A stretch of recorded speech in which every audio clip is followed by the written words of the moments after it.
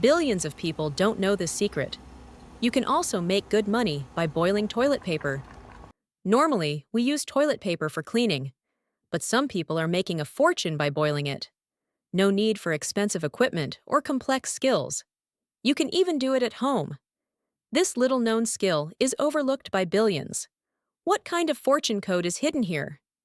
Today, I'll show you the secret. Take a pan and pour clean water into the pot. Turn on high heat and bring it to a boil until thick bubbles form on the surface. At this point, take a new roll of toilet paper and put the entire roll into the boiling water without tearing it. You'll see the white core quickly absorb the water. It expands like a fluffy cloud of bubbles. You can't just sit around at this point. Grab a cooking spatula or a pair of chopsticks quickly. Gently push it down and move the roll so all sides absorb the water evenly. Let each layer of paper come into full contact with the hot water. Then remove the paper core. Gradually, the once firm roll becomes soft and starts to flatten. Use the spatula to press it down. You'll feel the paper fibers slowly spreading out in the water. Keep the heat at medium level during the whole process. Don't let the water dry up or the temperature drop too low. Boil for about 5 minutes. You'll notice a change in the pot.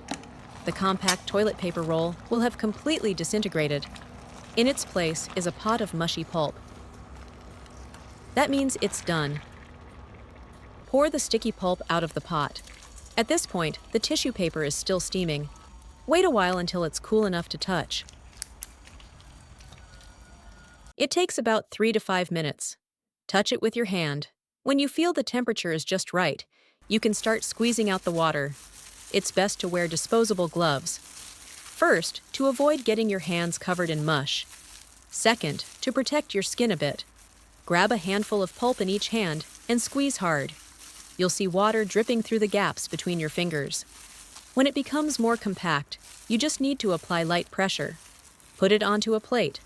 At this point, it looks a bit like dough. The surface appears a bit sticky.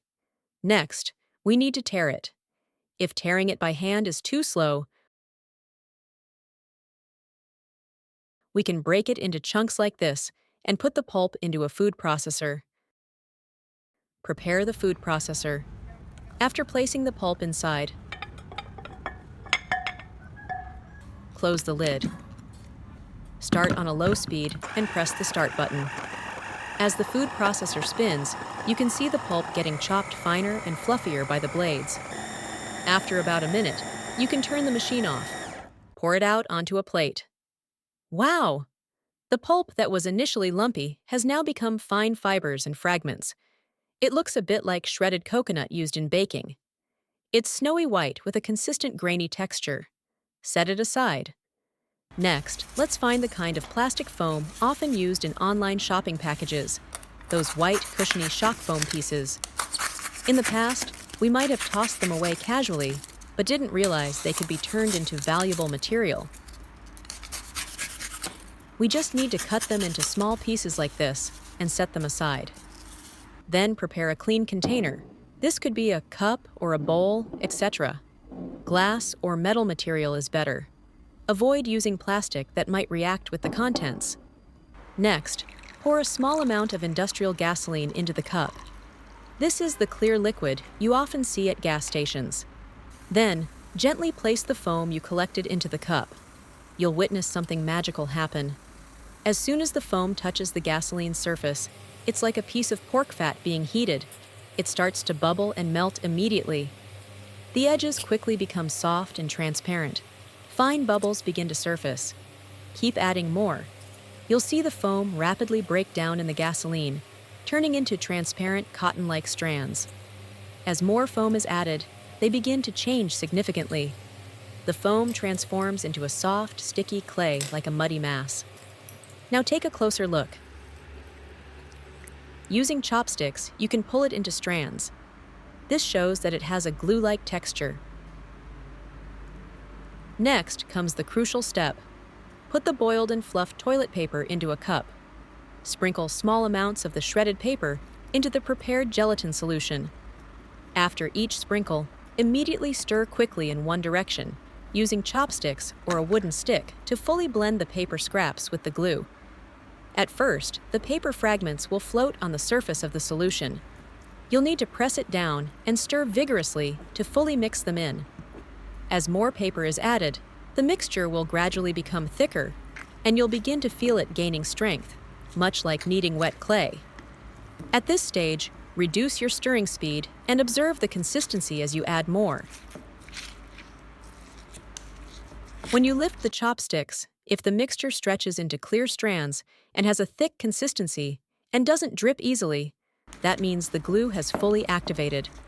The mixture should now resemble sticky, muddy paste, with adhesive fibers holding it together tightly.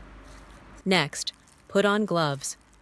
Take a portion of the prepared mixture about the size of a small ball.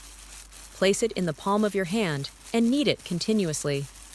Just smooth and compact the surface. Then set the ball in a clean place and let it dry patiently. Allow the oils in the mixture to fully evaporate, and then let it dry and harden completely. Where are you watching from? Please leave a comment to let me know. First, prepare a hammer or a wrench. Then, pick up the dried glue ball. Strike it with the wrench. You'll hear only dull, muffled sounds. The surface won't crack, and even the edges won't chip. On the contrary, hitting it too hard may make your hand go numb. No matter how hard you strike it, the glue ball stays intact. At most, it will show a few light dents. Normally, we expect hard objects to break on impact with stone, but this little ball won't budge. It's actually harder than rock. This homemade glue has many uses. Prepare the wooden parts that need to be joined together. First, clean the surfaces that will be glued. Apply an even layer of glue to one of the surfaces.